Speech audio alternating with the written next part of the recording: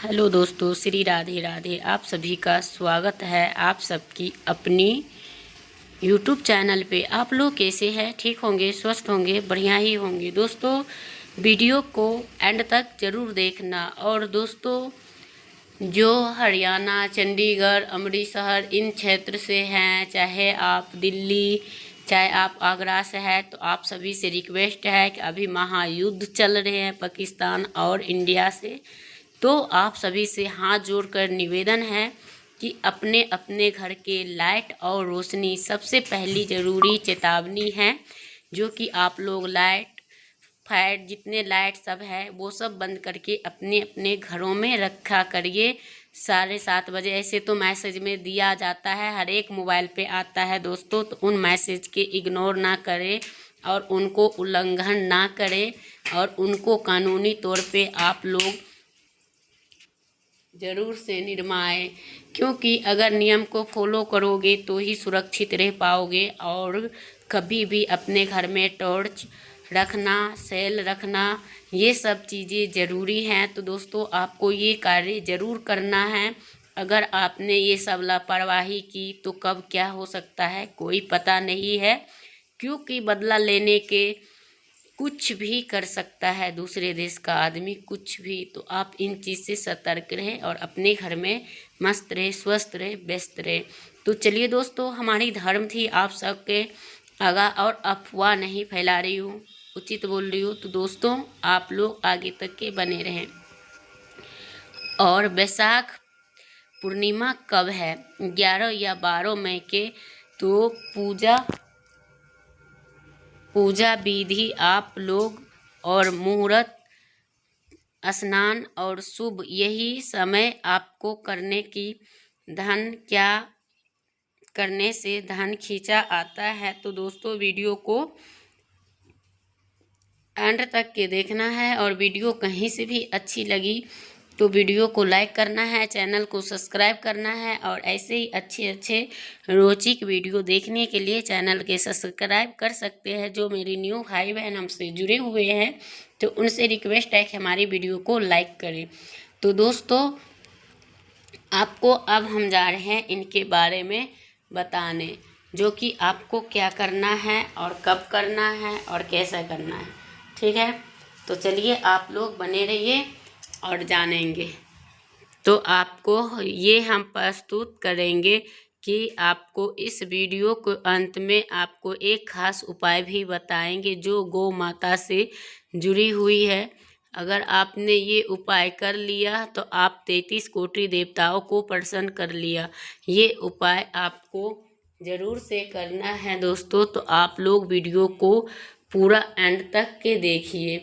और जो भाई बहन ये काम नहीं किए हैं तो इसे भी ज़रूर अपना के देखें और श्री हरि विष्णु की कृपा ज़रूर प्राप्त होती है। तो चलिए हम वीडियो को आगे बढ़ाते हैं। वैशाख पूर्णिमा की ढेर सारे शुभकामनाएं। और जो पूर्णिमा आते हैं उसे वैशाख पूर्णिमा कहा जाता है। उस दिन लोग उपाय करते हैं और व्रत रखते हैं। और उस अवसर पर सत्यनारायण भगवान के कथा सुनने और व्रत रखने की परंपरा है। उसी दिन भगवान बुद्ध का जन्म हुआ था, इसलिए बुद्ध पूर्णिमा भी कहा जाता है। तो साल 2025 में वैशाख पूर्णिमा कब मनाई जाएगी, कौन सा है? तो सत्यनारायण व्रत क्या है, कैसे करना चाहिए, तो जो लोग कब समाप्त होगी, तो आप कैसे कर सकते हैं। तो आप लोग वीडियो को एंड तक देखिए। और वीडियो कहीं से भी अच्छी लगी तो लाइक ज़रूर करिए और कमेंट बॉक्स में जय श्री हरि विष्णु ज़रूर लिखें। तो इन सभी सवालों के जवाब आपको इसी वीडियो में मिलेंगे। मगर वीडियो को शुरू करने से पहले आप सभी से हाथ जोड़ के रिक्वेस्ट है कि वीडियो को लाइक किया करिए। तो आप लोग लाइक करना भूल जाते हैं। और भगवान सत्य की कृपा पाने के लिए कमेंट बॉक्स में जय श्री हरि सत्यनारायण भगवान या यही आप लिख सकते हैं। भगवान की कृपा से आपकी सारी मनोकामनाएं पूरी होगी और जीवन से सारे कष्टों से मुक्ति मिलेगी। तो वैशाख पूर्णिमा की हिंदू धर्म में वैशाख पूर्णिमा का शेष महत्व है। उस दिन पवित्र को स्नान करना और दान करना बहुत ही पुण्य माना जाता है। भगवान विष्णु से लाभ मिलता है। गंगा स्नान के बाद दान करने की कई गुना बढ़ जाती है, जिसे उस दिन घरे से और कथा का आयोजन किया जाता है। इस व्रत की पूजा और से सुख शांति समृद्धि होती है और संतान सुख की प्राप्ति होती है। तो इस व्रत करने से आप सभी के पूर्णिमा के दिन दो प्रकार से व्रत किया जाता है। जैसे कि कोई भर दिन व्रत करते हैं, चंद्रमा का दर्शन करने के बाद पूजन करते हैं तब पारण करते हैं। कोई लोग मतलब पूजन यानी स्नान आदि करके भगवान की पूजा की जाती है, फिर कथा सुनाई जाती है। कथा समाप्त होने के बाद भगवान को भोग अर्पित करके व्रत पूरा किया जाता है। दो तरह की होती है मगर एक ही जैसी होती है, तो लगभग समाप्त होती है। तो वो चंद्र पूजन करने के लिए सुबह जल्दी उठना, स्नान ध्यान करके और गंगा स्नान कर सकते हैं, यही सबसे उत्तर है। और जब संभव हो तो गंगा जल डालकर स्नान किया जा सकता है। इसलिए आप सभी जिस बाल्टीन में नहाते हैं उस बाल्टीन को ही थोड़ा सा जल डालकर तब शुद्ध जल भरें और नहाते समय गंगा जी माता का उच्चारण करना चाहिए। और इसके बाद आपको घर की सफाई करें, पूजा स्थल को गंगा जल से शुद्ध करें और आसन लगाकर फिर बैठना चाहिए। पूजन में अब उपयोग होने वाली सारे सामग्री सुपारी, लौंग, इलायची, फल, मिठाई, पुष्प, ये सब चीज़ें एक लोटा जल में गंगा जल, फिर उसमें शुद्ध जल डालना चाहिए। और पीले चौकी यानी चौकी पे पीले वस्त्र बिछाएं और सत्यनारायण भगवान को पूजा कर रहे हैं तो वो उनके तस्वीर रखें। जो लोग जिस पूजा करते हैं वो लक्ष्मी नारायण का तस्वीर ज़रूर रखें। तो ऐसे कर सकते हैं और भगवान को ध्यान करते हुए अपना नाम, गोत्र, मकान नंबर, क्षेत्र और अपना शहर का नाम लेके और गोत्र का तब पूजा करना चाहिए। अगर कोई विशेष इच्छा है तो आप उन्हें संकल्प भी करें, उन्हें संकल्प का अर्पित उनके चरणों में अर्पित कर दें, फिर पूजा समर्पित करें। फिर सबसे पहले गणेश जी का स्मरण करें, फिर उनके बाद आप तब सत्यनारायण जी का स्मरण करें। उनके बाद सभी जल अर्पित करोगे तो वरुण देव के स्मरण करना चाहिए। यानी जितने देवी देवता को आवाहन करते हैं, आवाहन तो उसमें किया ही जाता है। तो पंचामृत से भी अभिषेक कर सकते हैं। तो आप एक फूल, अगर जैसे तस्वीर है तो फूल में लेके और उन्हें छिट्टा दे सकते हो, और नहीं अष्टधातु है तो आप उन्हें अभिषेक कर सकते हैं। तो ऐसे ही और उन्हें स्नान करना चाहिए और जनेऊ अर्पित करना चाहिए और फल और चंदन से तिलक लगाना चाहिए। फिर उन्हें दीपक और धूप लगाना चाहिए और इन्हें समर्पित करने से भगवान की पुष्पों से आरती करें। दीपक उठाने की कोई वो नहीं है, फूल और धूप की सहारे से आरती कर सकते हैं। जैसे कि धूप और कपूर के से करते हैं ना, कपूर की आरती तो बहुत ही श्रेष्ठ होता है। भोग में तुलसी का पत्ता जरूर ही रखें, भगवान को जल अर्पित जरूर ही करें। फिर पान के पत्ते पर 2 लौंग, 1 इलायची, 1 सुपारी रख के भगवान को अर्पित करें। श्रद्धा के अनुसार भगवान को दक्षिणा भी अर्पित करें, उनको पूजा करें और क्षमा याचना करें।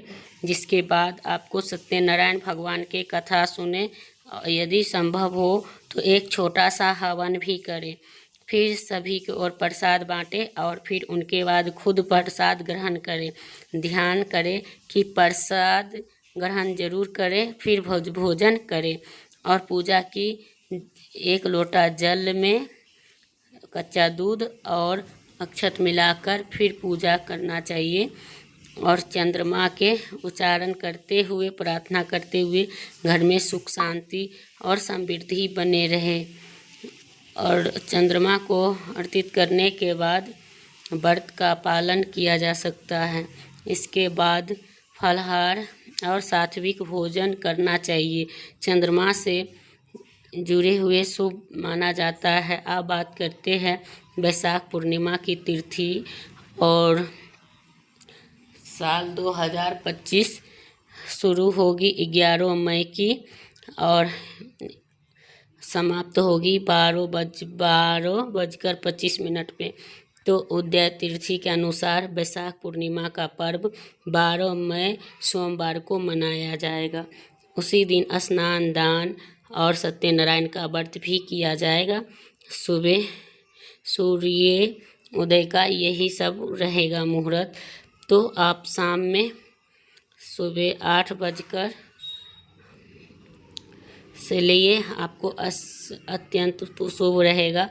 वो चंद्र उदय का जो सो मुहूर्त रहेगी वो 57 मिनट 5 से लेकर 5:32 से लेकर 7:34 तक के रहेंगे। तो आप लोग ज़रूर करिएगा शुभ समय शाम के लिए। तो ऐसे ही कुछ करना चाहिए। जैसे कि जो लोग पूजा करते हैं तो वो उसी समय करना चाहिए, जिसमें अब ब्रह्म मुहूर्त में कोई मुहूर्त नहीं देखा जाता है। तो आप 4:30 बजे से लेके 4:30 बजे से लेके 5:30 बजे तक आप कभी भी कर सकते हैं बिना देखे। और उनके बाद अगर आप करते हैं तो उसमें शुभ मुहूर्त देखा जाता है। लेकिन पूर्णिमा का जो स्नान ध्यान होता है वो ब्रह्म मुहूर्त में ही होना सबसे अनिवार्य है। ऐसे तो उस दिन पूरे दिन नहाया जाता है, दान पुण्य किया जाता है, लेकिन उस दिन आपको सतर्क होके ही रहना चाहिए और उस समय आपको नहाना धोना चाहिए। और दोस्तों कुछ ऐसी बातें अगर आपको मिस्टेक सुनने के लिए मिल रही हो तो दोस्तों तो वो है कि जैसे जल्दी जल्दी बोलती हूँ तो उसमें थोड़ा सा मिस्टेक हो जाता है, तो उनके लिए सॉरी। तो उससे जैसे कि आपको जो मुहूर्त है तो ऐसे ही आप लोग कर सकते हैं। जैसे कि आप लोग ने को शुरुआत में मैं बताई थी, अंत में गौ माता का उपाय बताएंगे। तो वो उपाय ये रहेंगे, जैसे कि गौ माता को स्वच्छ पानी ज़रूर पिलाएं और सर्दियों में उन्हें गुड़ खिलाना चाहिए, ताकि गौ माता का गुड़ खिलाना वैशाख महीने में बहुत ही शुभ होता है। और सूखा हरी घास खिलाना चाहिए और रोटी ज़रूर खिलानी चाहिए। और रोटी कभी भी खाली नहीं देनी चाहिए, चीनी या कुछ तो ज़रूर देना चाहिए। जैसे कि गौ माता अगर दूध निकालते समय ठोकर मार देते हैं तो वो बहुत अशुभ संकेत देता है। और जैसे कि अगर आप कहीं जा रहे हैं तो गाय का आवाज़ सुनते हैं तो वो बहुत ही शुभ होता है। और जैसे कि गाय के साथ कभी भी बुरा व्यवहार ना करें, क्योंकि अगर आप बुरा व्यवहार उनके साथ करेंगे तो आपको वही होगा जो आपने किए हैं, उसका फल वही मिलेंगे। तो आपको ज़रूर से इन चीज़ों से बचना चाहिए और आपको अपने आप को ध्यान में रखते हुए आप गौ माता को सेवा निध्यान होके यानी निर्धारक होके करना चाहिए। कभी भी गौ माता को जूठा चीज़ें नहीं खिलाना चाहिए, क्योंकि इससे आपको पाप लग सकते हैं। और गौ माता में 33 कोटि देवी देवता का निवास होता है, जिससे हमारे घर में सुख समृद्धि यश वैभव नाम ये सम्मान हमें मिलता है। तो उनको कभी भी जूठन या गंदा पानी का सेवन ना कराए और समय समय पे उनको अस्थायी रूप से स्नान भी कराना ज़रूरी है, क्योंकि गर्मी का सीज़न चल रहा है। तो इसमें गौ माता के उन चीज़ से बचाइए। ठंड में आप उनको ढक के रखिए, ताकि जितनी अगर आपने गौ माता की सेवा करते हो तो आपको बैतरणी नदी पार करने की ज़रूरत नहीं मिलती है। और आपको श्री हरि विष्णु खुद आपको श्री वैकुंठ धाम अवश्य में ले जाते हैं। तो आप लोग का क्या राय है दोस्तों। तो इन चीज़ पे आप लोग श्री हरि विष्णु और माता लक्ष्मी की जय अवश्य में लिखे। और जो मेरी माताएं बहनें हमसे जुड़ तो वीडियो करूँगी यही पैंट, फिर मिलते हैं एक नया वीडियो के साथ। तब तक के लिए श्री राधे राधे।